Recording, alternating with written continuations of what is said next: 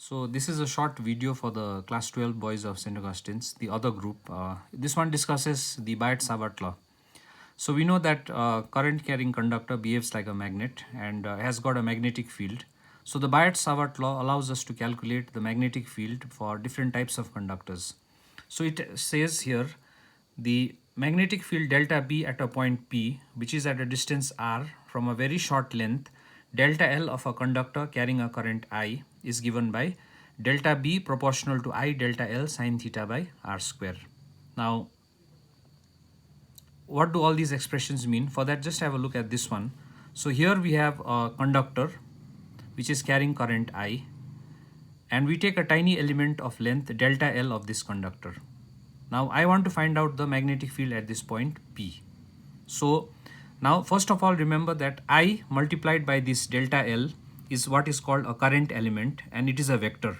So it's a vector whose magnitude is I into delta L and whose direction is the direction of the current. Similarly, I've got another vector here which is this R. So although this R is the length from this current element to P, but this direction is in this direction. So I've got this one vector here and I've got current element as the other vector. So the R in this equation is the distance from the current element to the point P where we want to calculate the magnetic field.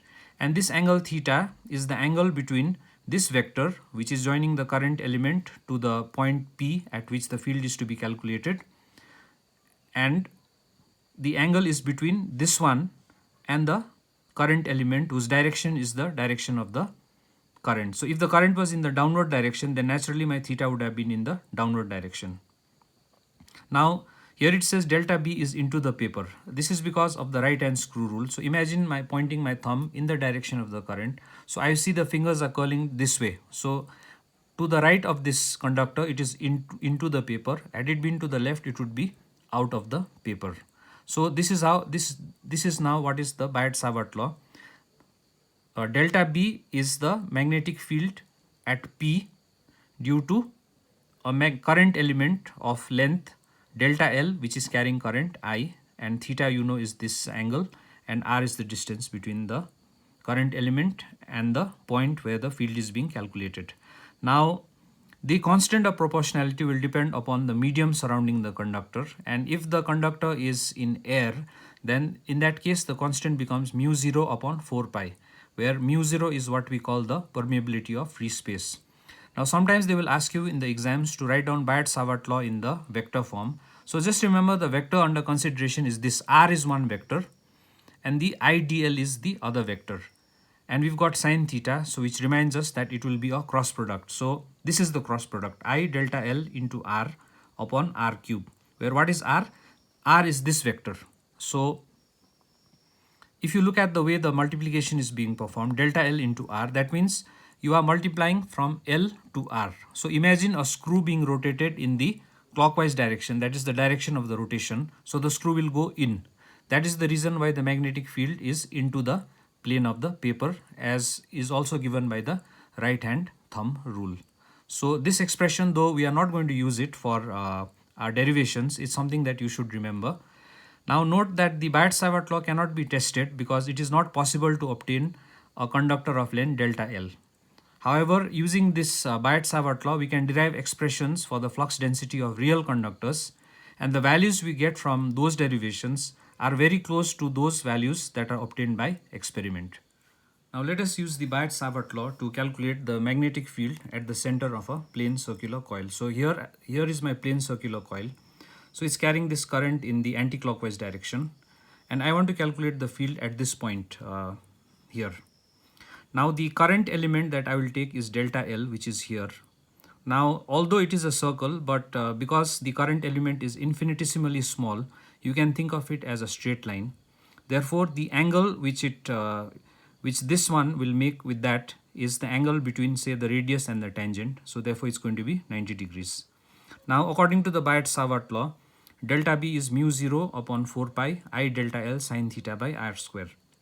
Now if you see here, you could have taken the this length element anywhere, and no matter where you take the length element, its distance from the center is always going to be r, and the angle that the current element will make with the radius is always going to be 90 degrees, theta equal to 90.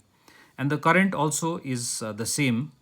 Therefore, when we calculate the total flux density at P, not due to just this tiny element of length L, but the entire conductor, then all we need to do is add up these expressions for each of these current element as we go along the circumference of the circle.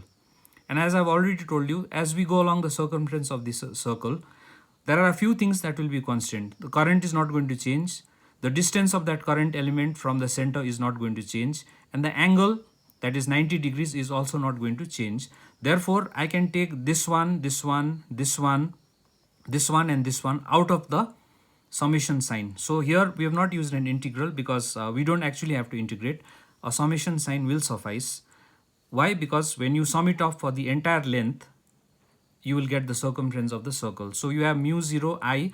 Now we've already told you that this theta is going to be 90 because of the angle between the tangent to the radius will be 90. So this delta L is now therefore going to be 2 pi r. So when you put it here, you get mu 0 I 4 pi square into 2 pi r, which is mu 0 I upon 2 r. Now if there were n turns of the coil, each of them carrying current in the same sense, then the contribution of each turn will add up. Therefore, I will be replaced by n into I. Therefore, I've got this expression. Now just as something to remember that, because there's another expression that will come which is similar to this one, but that has a pi. So here remember, this is due to a circular coil whose circumference has got 2 pi r, and because of that it cancels with the other pi which is here. Therefore, in the final expression that we get for the magnetic field at the center of a current carrying coil, there is no pi. So this is the expression B equal to n mu 0 I upon 2 r. Now we'll use the Biot-Savart law to calculate the magnetic field due to a infinitely long conductor. This is a slightly more mathematically involved derivation, but I guess with practice you'll be able to do it. It's not very difficult. So this is our infinitely long conductor and the current element is delta L, and this one is the point P where we want to calculate the flux density. So these are the distances involved. So this one is R, and if I take length L of my conductor, then this A is the perpendicular distance. So imagine the 90 degrees here. Therefore, this is perpendicular, this is the base, and this is the hypotenuse. Of course, because the conductor is infinitely long, what varies is this L. So if I were to take an infinitely long conductor, then on this side, as you go, as you see here, this one will tend to, as you keep on going further and further away, this theta will decrease until at infinity it becomes 0. And also as we go further and further that side, this theta will increase until at infinity it will become pi, because remember those are going to be the limits of our integration. Now the flux density due to the short length is what we get from Biot-Savart law. Now here remember that this delta L and there is theta, and both of them are varying. So just keep that in mind, that when we want to calculate our integration, we have to write it either in terms of theta or write it in terms of delta L. But because we have already set the limit for theta from 0 to pi, or rather from pi to 0, we would now like to do the integration in terms of theta. Therefore, what we will do is, we will say from the figure sine theta is A by R, that is, this sine theta is perpendicular upon hypotenuse. Therefore, R will be A by sine theta. So this R which I want to replace is A by sine theta.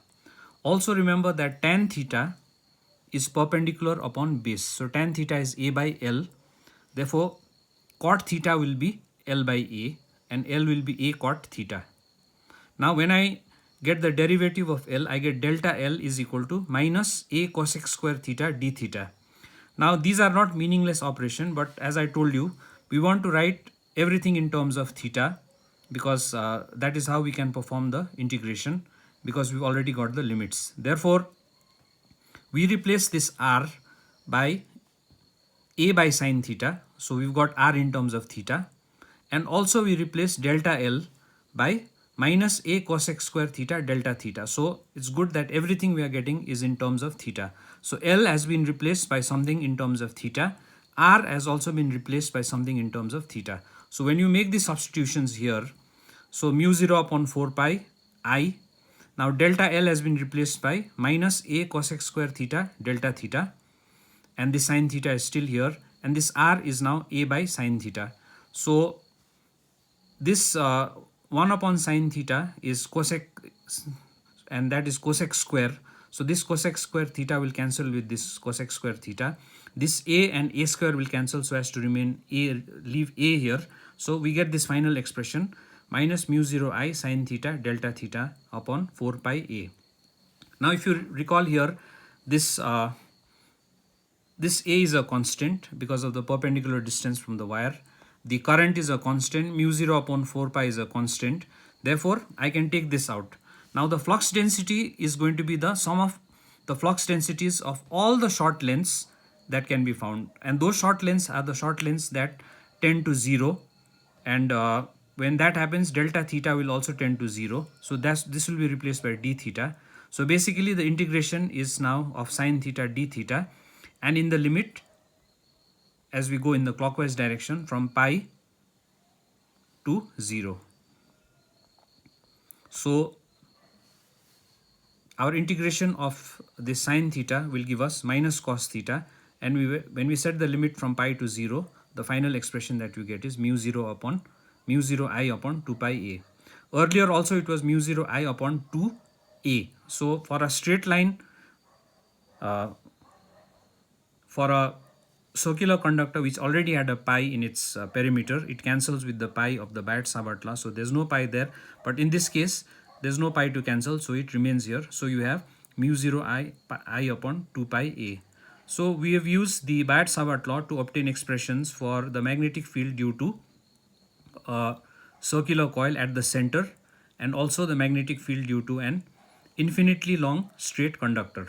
So in the next one we will do the expression for the magnetic field on the axis of a circular coil.